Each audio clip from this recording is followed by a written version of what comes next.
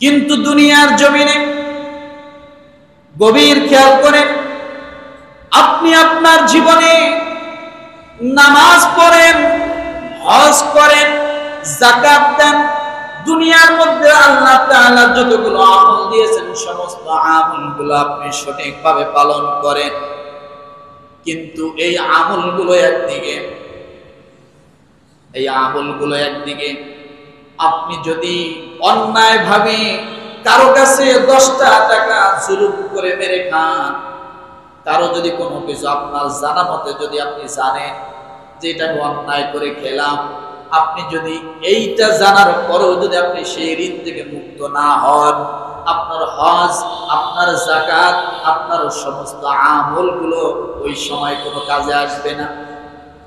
قُلْ هَلْ نُنَبِّئُكُمْ بِالْأَخْسَرِينَ أَعْمَالًا الَّذِينَ ضَلَّ سَعْيُهُمْ فِي الْحَيَاةِ الدُّنْيَا وَهُمْ يَحْسَبُونَ أَنَّهُمْ يُحْسِنُونَ صُنْعًا।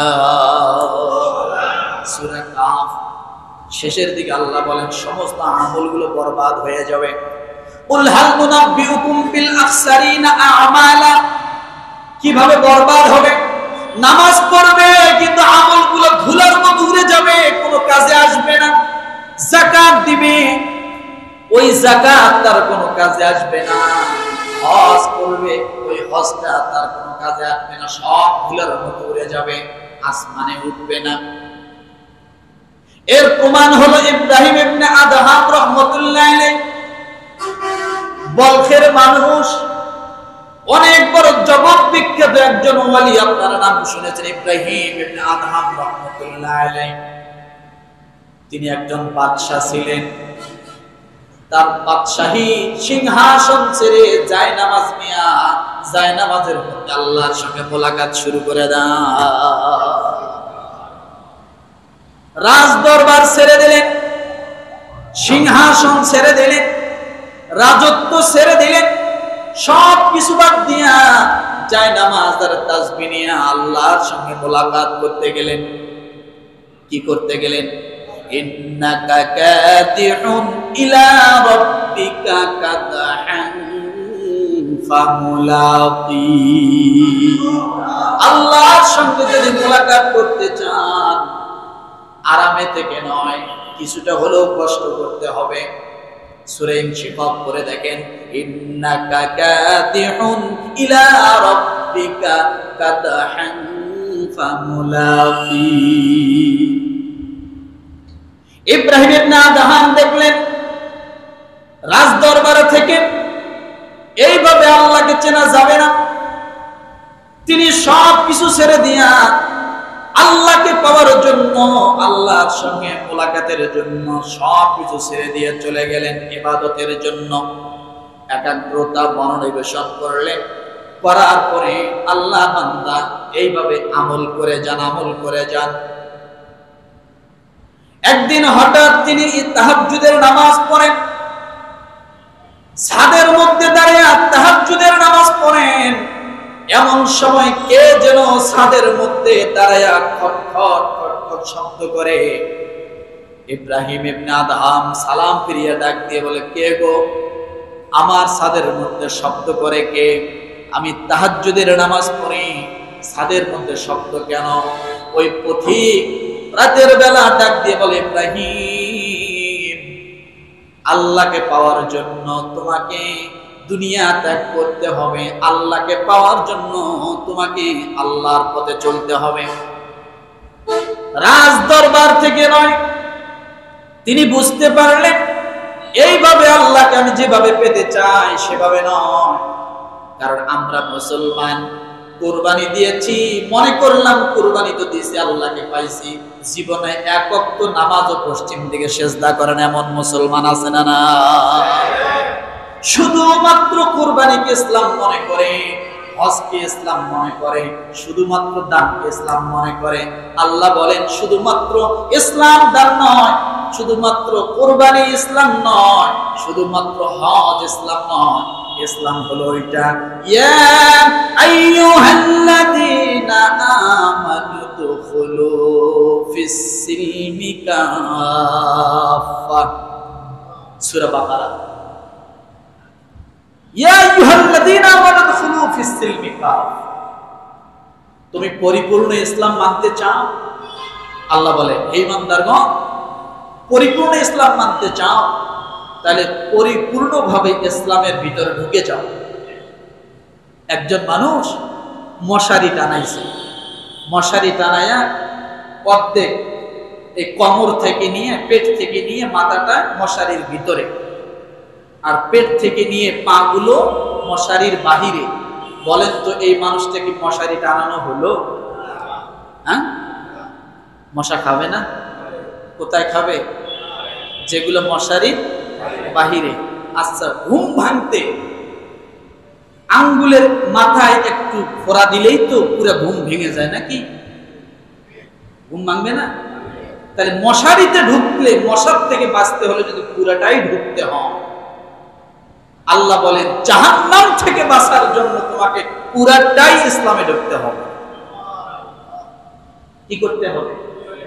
জাহান্নাম থেকে বাঁচার জন্য তোমাকে পুরাটাই ইসলামে ঢুকতে হবে। শুধু বৎসরে বৎসরে কুরবানি দিলেই ইসলাম পালন নয়, বৎসরে একবার হজ করলেই ইসলাম পালন নয়। তাহলে ইসলামটা কেমন এবার দেখেন। ইব্রাহিম ইবনে আদহাম রাহমাতুল্লাহ আলাইহি চিন্তা করলেন, বলখি থেকে আমি মক্কায় যাব, মক্কায় যাওয়ার পর আমি উমরা করব, ওখানে কিছুদিন অবস্থান করার পর আমি বাইতুল মুকাদ্দাস ফিলিস্তিনে যাব, বাইতুল আকসায় যাব, ওখানে যে আমি কিছু নামাজ আদায় করব, আল্লাহর কোরআন তেলাওয়াত করব, ওখানে কিছু ইবাদত করার পর আমি বাড়িতে ফিরে আসব। উনি ওনার বাড়ি থেকে যখন পথ রওনা করলেন, প্রায় 700 কিলোমিটার রাস্তা পায়ে হেঁটে অতিক্রম করলেন। কত কিলো? বাড়ি থেকে যা খাবার নিয়েছিলেন সবগুলো শেষ হয়ে গেল। এরপরে পথের মধ্যে একটি বাজারে যাওয়ার পরে কিছু খেজুর নিলেন। খেজুরের দোকানদার তাকে খেজুর মেপে ব্যাগের মধ্যে ভরে দিলেন। কিন্তু যখন খেজুরটা ওই যে খেজুরের জায়গা থেকে বস্তা থেকে উঠাইতে লাগলেন, এমন সময় দাড়ি পাল্লা যখন খেজুরের ভিতরে ঢুকাই দিয়েছেন, কয়েকটা খেজুর ওই জায়গার মধ্যে বস্তার নিচে পড়ে গেল। এমন সময় যখন ইব্রাহিম ইবনে আদহাম ওজন দিয়ে দিলেন, ইব্রাহিম ইবনে আদহাম নিচের দিকে তাকায় দেখে 2-3টা খেজুর বস্তার নিচে পড়া। ইব্রাহিম ইবনে আদহাম রাহমাতুল্লাহ আলাইহি ভাবলেন, এই খেজুর 2-3টা মনে হয় মাফার পরে আমার ব্যাগে, আমার থলির মধ্যে যখন দিবেন তখন মনে হয় পাল্লার, দাড়ি পাল্লার সাইড থেকে পড়ে গেছে। ইব্রাহিম ইবনে আদহাম খেজুর কয়েকটা এইভাবে ওখান থেকে কুড়াই নিয়ে তার পোটলার মধ্যে নিয়ে পা পা করে হাঁটা দিল। মক্কার মধ্যে চলে গেলেন। 700 মাইল অতিক্রম করার পরে, 700 মাইল অতিক্রম করার পরে মক্কায় যে উমরার সমস্ত কাজগুলো সম্পন্ন করলো, করার পরে আবার ওখান থেকে বাইতুল মুকাদ্দাস ফিলিস্তিনের দিকে 2 থেকে 3 মাস ভরা পায়ে হেঁটে হেঁটে বাইতুল মুকাদ্দাসের দিকে গেল। যাওয়ার পরে সেখানে যায় ইবাদত করতে লাগলো। সারাদিন ইবাদত করে রাতের বেলা কিছু সময় দাঁড়িয়ে ইবাদত করে তন্দ্রাচ্ছন্ন যখন চলে আসলো, এমন সময় যখন ঘুম তার চোখের মধ্যে আসছে, কে যেন তার মাথার কাছে একজন, পায়ের কাছে একজন, মাথার কাছের জন পায়ের কাছকে ডাক দিয়ে বলে, ও ভাই, এই যে মানুষটা বাইতুল মুকাদ্দাসের ভিতরে নামাজ পড়ে পড়ে প্রতি রাত্রে ঘুমাইয়া থাকে, এই মানুষটাকে তোমরা চেনো? তুমি চেনো? পায়ের কাছে উনি ডাক দিয়ে বলে, হ্যাঁ আমি চিনি। কে ইনি? ইনার নাম হলো ইব্রাহিম ইবনে আদহাম, বলখের মানুষ। কিন্তু এই মানুষটা এখানে দীর্ঘদিন ইবাদত করতেছে, মক্কার মধ্যে ইবাদত করে আসছে, উমরা করে আসছে, নিজের বাড়ি থেকে প্রায় 700 কিলোমিটার পায়ে হেঁটে হেঁটে, এরপরে এই জায়গাগুলো পায়ে হেঁটে হেঁটে চলে আসছে। যত আমল করেছে 1 বছর পর্যন্ত, এই 1 বছরের মধ্যে একটা সেজদা আল্লাহ তার কবুল করে না। কি করে নাই? ঘুমাইতেছে, একটু ঘুমান, ঘুমন যাব না? কি হয় নাই?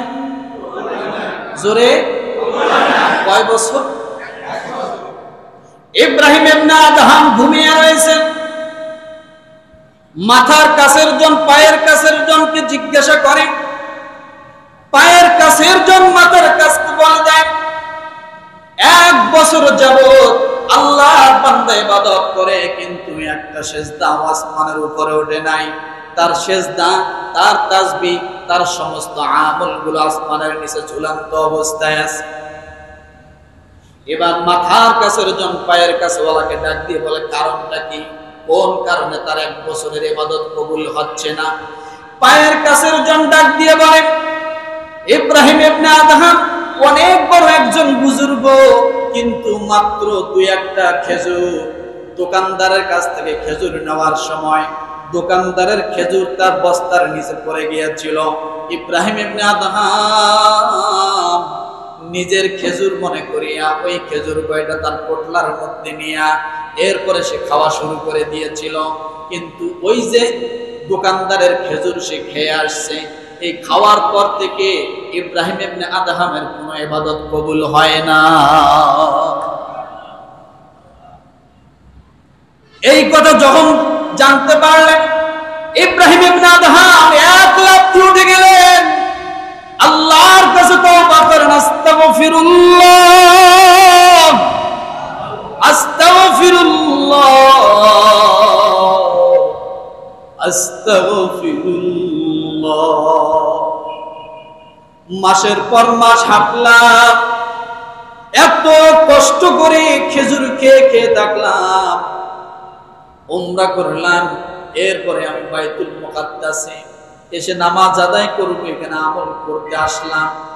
1 বছর হয় আমার ইবাদত কবুল হয় না।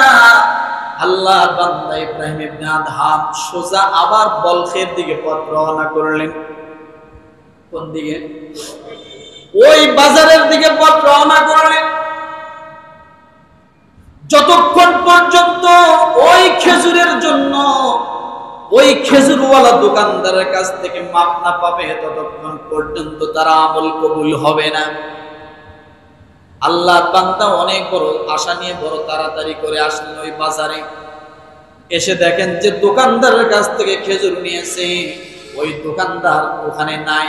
ওই জায়গায় এখন যে দোকানদারি করে সেটা হলো একটা ছেলে মানুষ, যুবক মানুষ।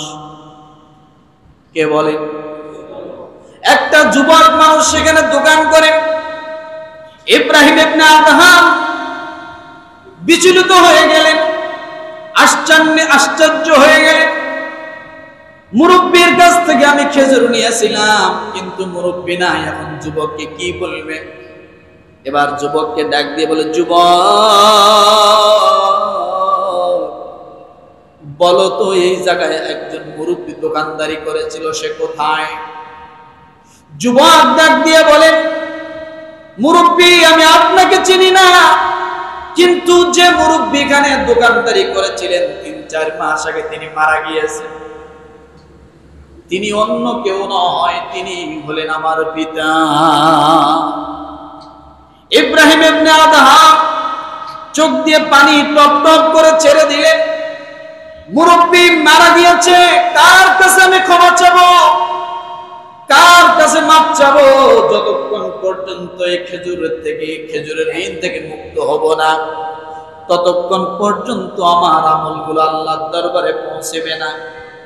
এরপরে যুবককে ডাক দিয়ে বলেন, যুবক তোমার আব্বা মারা গিয়েছে, তোমার বাবার কাছ থেকে আমি খেজুর নিয়েছিলাম, কিন্তু খেজুর তো কয়েকটা খেজুর বস্তার নিচে পড়েছিল। ওই খেজুরগুলো আমার মনে করে আমি আমার পোটলার মধ্যে নিয়ে গিয়েছিলাম, কিন্তু যেদিন থেকে ওই খেজুরগুলো খেয়েছি ওই দিন থেকে আজ পর্যন্ত আমার ইবাদত কবুল হয় না। বলো আমি এই খেজুরের জন্য কার কাছে মাপ চাবো, কেমনে মাপ পাবো? তুমি তো তার সন্তান। সর্বপ্রথম তোমাকে বলি যুবক, তুমি যদি খেজুরের দাবি মাফ করে দাও তাহলে হয়তো আমার আল্লাহ আমাকে মাফ করে দিবে। যুবক ডাক দিয়ে বলেন, মুরব্বী, আমার বাবার যে খেজুর 2-3টা খেয়েছেন, ওই খেজুরের অংশীদার শুধু আমি একাই নয়, আমার মা ওই খেজুরের মধ্যে অংশীদার আছে, আমার বোন একজন, বোনটাও ওই খেজুরের মধ্যে অংশীদার আছে। আমি শুধু মাফ করলেই হবে না, আমার মাকেও মাফ করতে হবে, আমার বোনটাকেও মাফ করতে হবে, তারপর আপনি মাফ পাইবেন। কথাটা কি বুঝাইতে পারছি? এমনি এমনি আল্লাহর ওলি হয় নাই, এমনি এমনি হয় নাই। কিন্তু একবার চিন্তা করে দেখেন মুসলমান, কত জনেরটা কত ভাবে মারিং কারিং করে খায়, আর নিজের বুকের মধ্যে থাপড় দিয়ে বলে আমি একজন মুসলমান। আল্লাহর ওলি একজন এত নামাজ পড়লো, হজ করলো, বড় বড় মসজিদ গুলোর মধ্যে, দামি দামি মসজিদ গুলোয় যায় নামাজ পড়ে, কিন্তু 2-3টা খেজুর খাওয়ার কারণে তার ইবাদত কবুল হয় না। কি হয় না? ইবাদত কবুল হয় না। ও মুসলমান, ইব্রাহিম ইবনে আদহাম রাহমাতুল্লাহ আলাইহি যুবককে ডাক দিয়ে বলে, যুবক, সর্বপ্রথম তুমি কথা দাও, তোমার বাবার ওয়ারিস সূত্রে তুমি যে খেজুরের মধ্যে মালিক আছে তুমি মাফ করে দিয়েছো। যুবক এবার মাফ করে দিল। দেওয়ার পরে বলল, চলো এবার তোমার বাড়িতে। এবার বাড়িতে যাওয়ার পরে যখন তার মায়ের কাছে গেল, এবার মা বললেন, ঠিক আছে আমিও মাফ করে দিলাম, কিন্তু আমার মেয়ে আছে।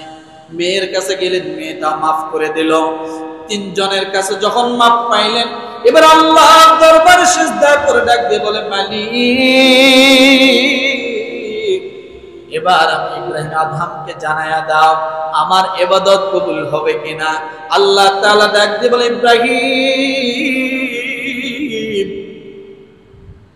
আমার বান্দারা যখন তোমাকে মাফ করে দিয়েছে, তোমার 1 বছরের সমস্ত আমলগুলো আমি আল্লাহ আরো বাড়ায়া তোমার আমল নাম আমি কবুল করে নিলাম।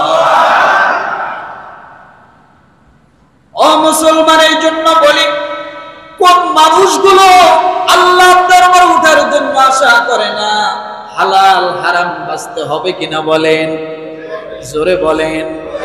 যদি মরার চিন্তা থাকে, মনে করবেন আমি যদি আজকে মরে যাই, আল্লাহর হক যদিও মাফ করে, কিন্তু বান্দার হক আল্লাহ মাফ করে না। কার হক মাফ করে না? বান্দার হক আল্লাহ মাফ করেন না। বান্দার হক মাফ করার জন্য বান্দার কাছে মাফ পাইতে হয়। এই জন্য বলি মুসলমান, কেন আমলগুলোকে নষ্ট করব? নিজে কেন আমলগুলো এত কষ্ট করে করার পরে নষ্ট করবেন? যাতে আমলগুলো নষ্ট না হয়, এই জন্য সবসময় বান্দার হকের দিকে একটু খেয়াল রাখতে হবে। কথা ঠিক কিনা? এই জন্য রব্বুল আলামিন বলেন, ওয়াল্লাযী উলাইকা মাআওয়াহুমুন নার বিমা কানু ইয়াকসিবুন।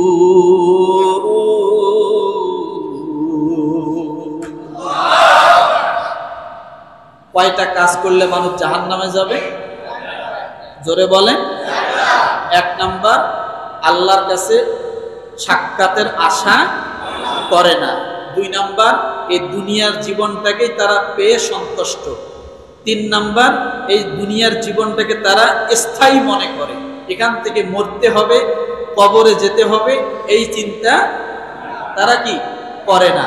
4 নাম্বার, আল্লাহর যত নিদর্শন আছে সমস্ত নিদর্শনগুলো থেকে তারা কি গাফেল। এই গাফেল ব্যক্তি যারা, তারা কোথায় যাবে? উলাইকা মাওয়াহুমুন নার বিমা কানু ইয়াকসিবুন। সূরা ইউনূস 8 নম্বর আয়াত। নিজেদের কৃতকর্মের কারণে তাদের ঠিকানা হবে জাহান্নাম। তাদের ঠিকানা কোথায়? জাহান্নাম। তাহলে আমরা কি সে জাহান্নামে যেতে চাই?